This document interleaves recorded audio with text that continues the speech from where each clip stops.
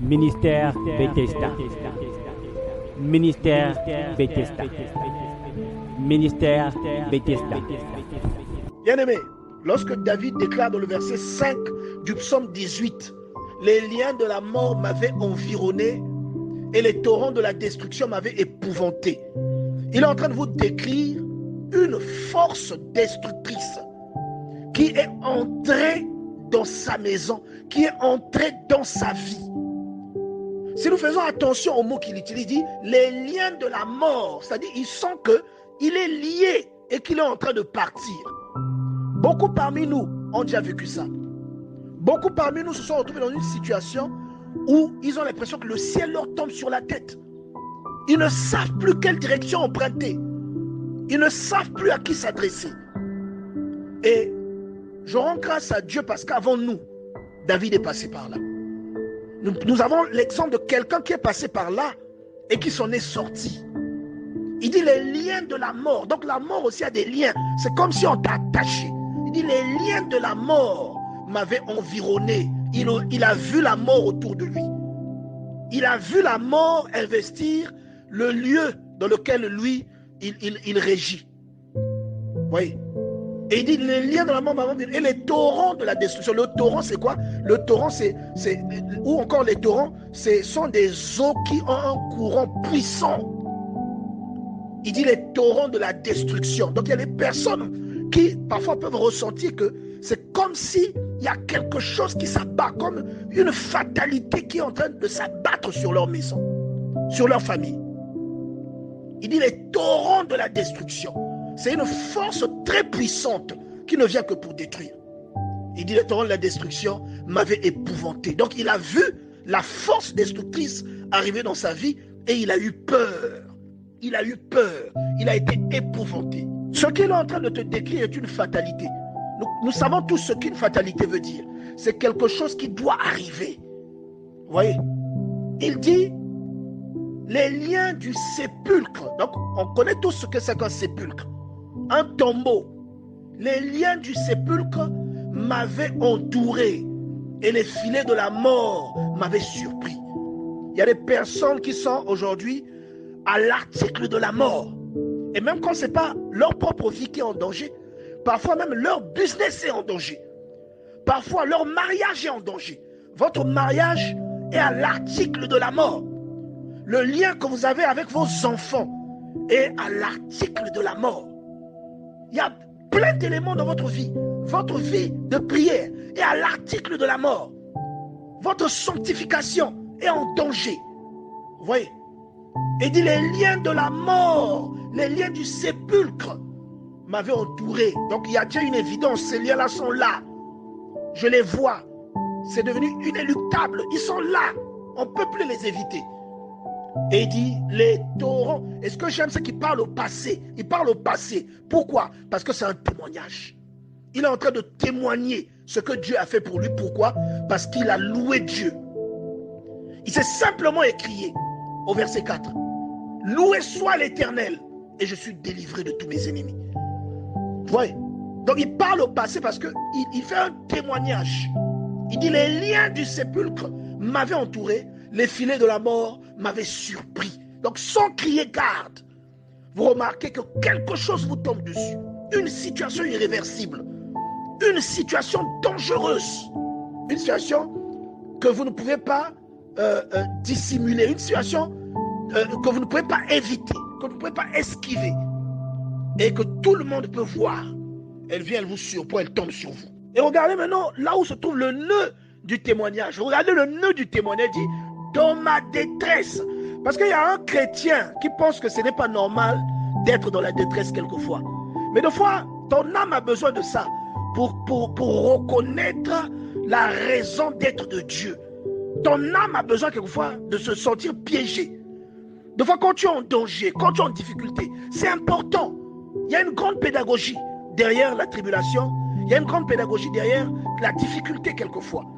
Voilà pourquoi vous voyez que beaucoup de personnes que Dieu apprécie ou dans la vie desquelles Dieu s'illustre se retrouvent quelquefois dans des situations difficiles. Parce que votre vie a besoin de ça pour que le nom de Dieu soit glorifié. Dernièrement, nous avons parlé des problèmes qui interviennent dans la vie de quelqu'un, mais qui ne viennent pas pour vous détruire.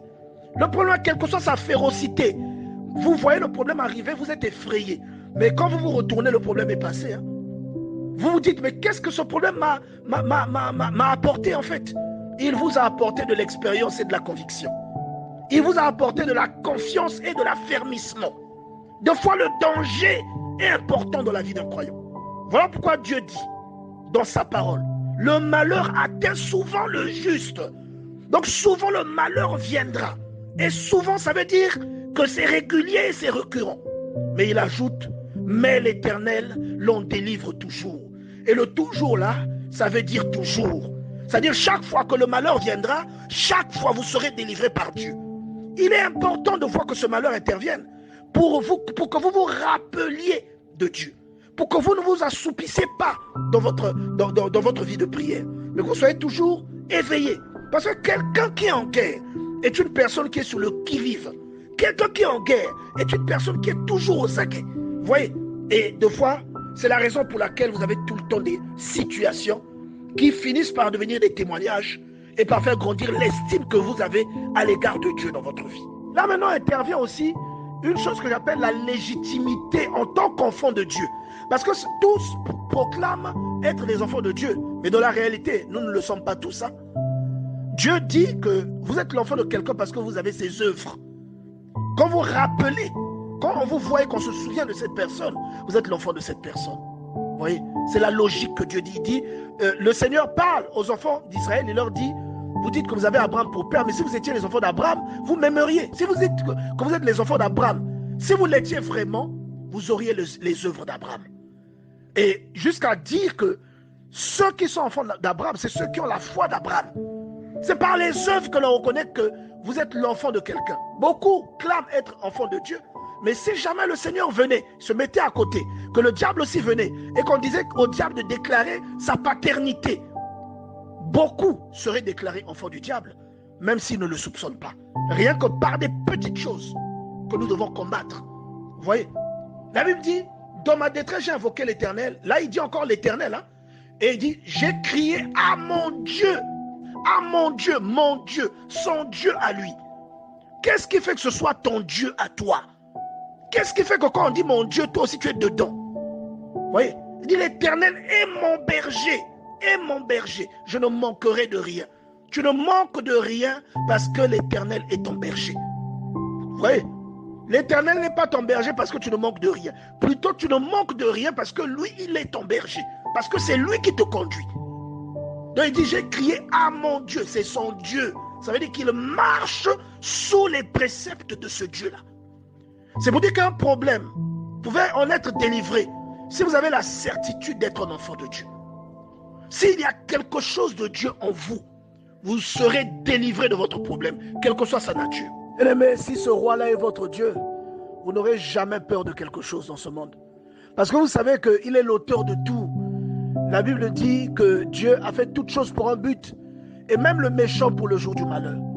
Aucune situation n'est censée vous emporter tant que l'heure fixée par Dieu n'arrive pas. Et vous savez que quelqu'un qui croit en Dieu ne part pas tant que Dieu ne l'a pas décidé. Il meurt selon l'ordre de Dieu et selon le précepte divin. C'est pourquoi lorsque vous avez un problème et que vous pleurez, cela peut être un manque de foi. Parce que si vous croyez en Dieu, vous saurez que ce problème-là vient pour vous renforcer dans votre affermissement. Il vient pour vous endurcir en tant qu'enfant de Dieu. Et vous comprenez aussi que d'un autre côté, la tribulation là vise votre foi. Parce qu'une fois que vous vous attristez, votre foi prend un coup. Et quand votre foi a pris un coup, vous n'êtes plus agréable à Dieu. Car la Bible dit que sans la foi, il est impossible de plaire à Dieu. Préservez votre foi, bien-aimés dans le Seigneur. Et soyez quelqu'un de joyeux. Lorsque vous pensez à Dieu, le simple fait de penser à Dieu peut amener la délivrance dans votre vie. La Bible nous enseigne que la simple parole que les disciples entendaient de la part de Jésus-Christ les sanctifiait. Vous voyez, une parole qui vous sanctifie. Et on dit, ici David nous dit, au verset 4, « Je m'écris, loué soit l'Éternel ». Il fait une louange. Il fait une louange. Et quoi? Il est délivré de ses ennemis. C'est pourquoi prenez le temps de chanter à votre Dieu. Et on vous a parlé de plusieurs exemples. On vous a parlé de Paul et Silas. Prenez le temps de chanter pour votre Dieu. Vous allez chanter pour votre Dieu. Il y aura un impact dans votre vie, mais pas que. Cela touchera aussi la vie des personnes qui sont autour de vous. Tout comme les personnes qui étaient dans la prison ont toutes été impactées. Et j'aimerais ajouter quelque chose, bien-aimés, que nous ignorons souvent. Psaume 18, verset 4. Je m'écris, loué soit l'Éternel, et je suis délivré de tous mes ennemis. Voilà une personne qui est assiégée, une personne qui est attaquée, une personne qui est sous l'emprise de ses ennemis. Il ne va pas chercher une épée. Cette personne ne va pas chercher un féticheur. Cette personne ne va pas faire des alliances à l'extérieur pour qu'on vienne le soutenir. Et il s'agit ici du roi David, de sa propre expérience. Il dit, c'est que seulement loué soit l'Éternel. Et la suite, c'est quoi? Il est délivré de ses ennemis. Donc, il envoie juste une louange à Dieu. Il loue le nom de Dieu et il est délivré de ses ennemis. Il y a beaucoup parmi nous qui sont assiégés par des ennemis invisibles, mais qui pourtant sont réels. Il y a des personnes parmi nous qui sont attaquées dans leur maison. D'autres sont vos enfants qui reçoivent les balles perdues, des attaques dans lesquelles vous êtes concernés. Et ici, David dit, il n'est pas allé se battre. David, c'était un guerrier. La Bible dit qu'il était fort physiquement. Il a tué un ours, il a tué un lion, il a tué un géant. Mais là, cette fois-ci, il n'est pas allé se battre. Il a loué Dieu. Il était assiégé. Et tu vois que c'est le même réflexe que David a utilisé. Le même réflexe Paul et Silas l'ont utilisé en prison. La prison, c'est comme si vous êtes assiégé par quelque chose. Vous êtes retenu quelque part. Et dans votre vie, pourtant vous êtes libre, mais vous êtes emprisonné. C'est une prison invisible. Une prison émotionnelle. Une prison sentimentale. Une prison psychologique. Et au lieu d'aller chercher le midi à 14h, vous commencez à louer Dieu. Paul et Silas, emprisonnés, ils ont commencé à louer Dieu. La Bible dit que vers le milieu de la nuit, ils ont commencé à louer Dieu. Les prisonniers les entendaient. Et à un certain moment, il y a eu comme un tremblement de terre dans la prison. Et ce tremblement de terre, bien-aimé, il peut avoir lieu dans ta vie. Si aujourd'hui, il y a une sorte de prison invisible dans ta vie qui limite tes actions, il y aura un tremblement de terre qui va ébranler les liens qui te retiennent aujourd'hui, bien-aimé. Voilà pourquoi l'attitude dans la tribulation est très importante. Tu dois avoir une attitude de foi pour détruire et contre-attaquer et renverser tes ennemis, bien-aimés. Beaucoup de gens restent dans les prisons parce que il y a beaucoup de spectateurs parmi les enfants de Dieu. Et la Bible ici dit dans Actes chapitre 16, verset 25, vers le milieu de la nuit, Paul et Silas priaient. Vous voyez déjà qu'il y a une particularité. On parle du milieu de la nuit. La nuit, les gens sont censés dormir. Donc il y a déjà un sacrifice. Et on vous avait expliqué la fois dernière que lorsqu'il s'agit de Dieu, il est toujours question d'un sacrifice de soi. Il y a toujours une chose à laquelle vous renoncez. Ça doit vous coûter quelque chose. Comme David avait déclaré à Ornan, je n'offrirai pas à Dieu une offrande qui ne me coûte rien. Ça doit vous coûter quelque chose. Ça doit avoir de la valeur. Vous voyez? Et Abel a été tué par son propre frère parce que son offrande avait de la valeur. Et parce que ce qu'il avait donné, il avait donné suivant certaines méthodes. Et ici également, Paul n'a pas chanté la journée. La Bible dit qu'il a chanté la nuit. Pendant la nuit, le milieu de la nuit, ça veut dire quand les gens dorment. C'est là que tu dois couper ton sommeil. C'est là que tu dois t'adresser à ton Dieu. C'est un sacrifice que tu fais. Dieu sait que tu es un être humain. Tu as un organisme. Tu as besoin de te reposer. Mais là, au lieu de te reposer, tu interromps ton sommeil pour invoquer et pour louer. Bien-aimé, si tu fais cela, le Seigneur te répondra. Et là, nous voyons bien une illustration. Ils sont en train de chanter. Et leur prière, leur louange a emmené une délivrance dans toute la prison.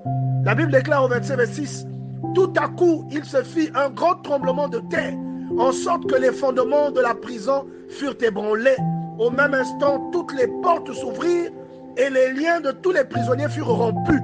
Quand vous priez, la prison là, ça peut être votre propre maison. Ce qui se passe dans l'invisible à l'intérieur de votre maison. Vos enfants qui sont prisonniers de certaines habitudes. Votre femme qui est bloquée par quelque chose. Votre propre vie. Vos projets qui se limitent. Ou encore, ça peut être votre quartier. Il y a des sorciers qui ont bloqué des gens. Il y a des prisonniers parfois chez vos voisins. Quand vous priez, tous les liens se rompent et toutes les portes s'ouvrent. Là où les gens ne voyageaient pas, ils commencent à voyager. Là où les gens ne trouvaient pas du travail, commencent à trouver du travail. Ceux qui ne pouvaient pas concevoir commencent à concevoir. Pourquoi? Parce que vous avez invoqué Dieu dans une situation difficile. Vous n'avez pas pleuré, mais vous avez loué Dieu. C'est pourquoi arrêtez d'être des spectateurs. Il faut célébrer le Seigneur autour de vous, dans vos maisons, en communauté, avec les personnes qui partagent la même foi que vous. Nous devons louer le Seigneur lorsque nous sommes en difficulté. Et même quand nous ne sommes pas en difficulté, nous devons le louer. Nous devons le louer parce qu'il est Dieu. Que Dieu nous donne cette force. Louez le Seigneur. Vous ne savez pas ce que votre louange contient. Vous ne savez pas ce qui peut sortir de votre adoration. Louez le Seigneur. Détruisez les œuvres du diable. Certains problèmes ne partiront pas de votre vie, quelle que soit la masse musculaire que vous aurez sur vous. Certaines situations ne seront pas résolues, quel que soit le degré d'intelligence que vous avez en vous. Il y a des problèmes qui sont résolus avec la sagesse. Certains problèmes sont résolus avec le dialogue, mais certains problèmes ne sont réglés qu'avec la prière. Il y a un type de bataille qui ne nécessite que la prière. Il y a un type de problème, un type d'ennemi qui peut se dresser contre vous, qui ne comprend qu'un seul langage, le langage de la prière. Devant l'ours, David a utilisé la force. Devant le lion, il a utilisé la force. Devant Goliath, il a utilisé la stratégie. Mais devant la peste, il a dû utiliser la prière. Devant l'enlèvement des membres de sa famille, ainsi que de celle de ses mercenaires, il a dû utiliser la prière. Il y a des batailles que vous ne gagnerez que par la prière. Devant l'ours, David a utilisé la force. Devant le lion, il a utilisé la force. Devant Goliath, il a utilisé la stratégie. Mais devant la peste, il a dû utiliser la prière. Devant l'enlèvement des membres de sa famille, ainsi que de celle de ses mercenaires, il a dû utiliser la prière. Il y a des batailles que vous ne gagnerez que par la prière.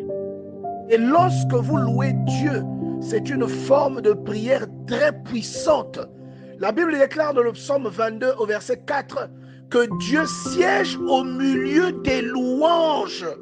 C'est-à-dire que si vous recherchez Dieu, il faut que vous soyez dans une atmosphère de louange. C'est là que Dieu a sa demeure.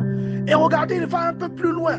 Dans le psaume 30 au verset 10, il est écrit « Que gagnes-tu à verser mon sang, à me faire descendre dans la fosse ?» Là, c'est la créature qui parle à son Dieu. Et il ajoute « La poussière a-t-elle pour toi des louanges ?» Raconte-t-elle ta fidélité? Dieu raffole de louanges. Vous devez être un fou de la louange. Vous devez être un friand de la louange. Parce que la louange, c'est l'un des éléments qui déclenche la faveur de Dieu. Ministère Bethesda. Ministère Bethesda.